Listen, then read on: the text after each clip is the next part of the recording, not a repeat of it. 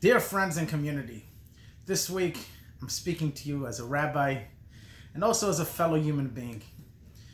We witnessed, unfortunately, the terrible death of George Floyd. I'm sure many are outrageous at what we saw. Whatever you want to say about George Floyd and his past history, no one deserves to die in such a way, the way he did, screaming with his last breath that he can't breathe. Nobody deserves to die in such a way. At the same time, we have to condemn the violence, the looting, the destroying of people's businesses. Yes, of course, people need a protest, and we need to be outrageous about something like this that happened. At the same time, peaceful protests. Yes, peaceful protests. That's something that's part of this country. Something is so wrong. We could protest peacefully, but in such a way that wreak havoc and destruction on innocent people that did nothing, just being loyal citizens in this country. That's not right. It's not fair, and we have to condemn that. When my parents call me in Los Angeles, and they're literally scared about what's gonna be the next day. Is somebody gonna, God forbid, break into their home? And their home was spray painted with spray paint. And stores in Los Angeles, almost like a pogrom, stores destroyed, burned, Jewish stores, Shoals spray painted. It's terrible, and we have to speak up against this. So where do we go from here? How do we heal? This country needs a lot of healing. We all need to heal together. When I see people writing and people posting against hate, and we should all speak up against hate. But I want to ask you something. Is hating the haters the way to go? Hating the hater, does that mean that you are a person of love? I don't think so. We're all different. We all act different, but we're all under one God together. We were all created in God's image. We're all the same. We act different. We may be in different communities. We may never know how someone else feels. I could tell you, I could never know how a young African American feels in this country, walking in the street and just being misjudged as a criminal for nothing they did just by the color of their skin. I'll never get to know that. I can't. I'm not. But I do know how Jewish people have suffered.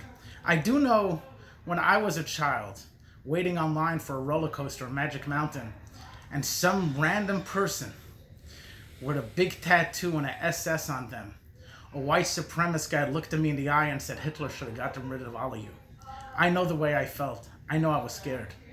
At the same time, I could confess that I remember when I was a child, I also was once walking myself, and there was an African American coming towards me, and I crossed the street, and he turned to me and he said, have you never seen a black man before? And I remember how it hit me, and I said to myself, wow, this guy's an innocent person. We will never know how they feel. Other people will never know how Jewish people feel. But at the same time, we as a people have to realize that we are all created equally. We're all one. After the New York riots in 1991, the mayor at the time, David Dinkins, came to the Rebbe, and he spoke about healing, and he said, our community, your community, he used us and you. And the Rebbe said, we're all one community in New York together. We're all one. We're all fellow U.S. citizens.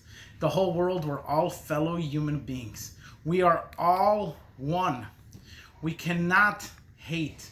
We have to love. Someone disagrees with you, that's fine.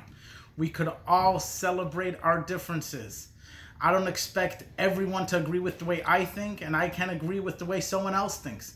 But that doesn't give me the right to hate. Hating a hater doesn't make you a lover. Hating someone that hates doesn't make you someone that loves.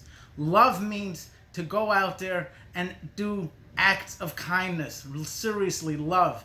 As a community, as a world, as a people, we need to heal together. We need to go out there and do acts, random acts of kindness, acts of love. Reach out to somebody that you haven't reached out to in a while. Just say hi. You see a fellow African American in the street, smile at them, say hi. Anyone from any color, any race, reach out, say hi. Let's do random acts of kindness. That's the way we're going to heal together. I'm actually suggesting for our community over here that my wife has been baking challah every week.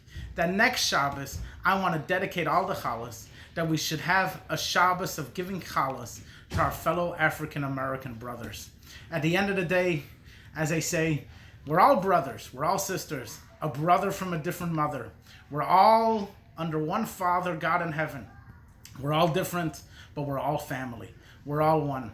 And next week, next Shabbat, we're going to give out challahs. Everybody's going to be able to pick up a challah and deliver it to a fellow African American friend as an act of love. But don't wait till next week to do acts of kindness. Do it now. Do it today. Call somebody. Do something positive today. And let us remember, we're not going to fight hate with hate. We could only fight hate with increasing love, more love, more love, and more love. I love you all. Shabbat Shalom.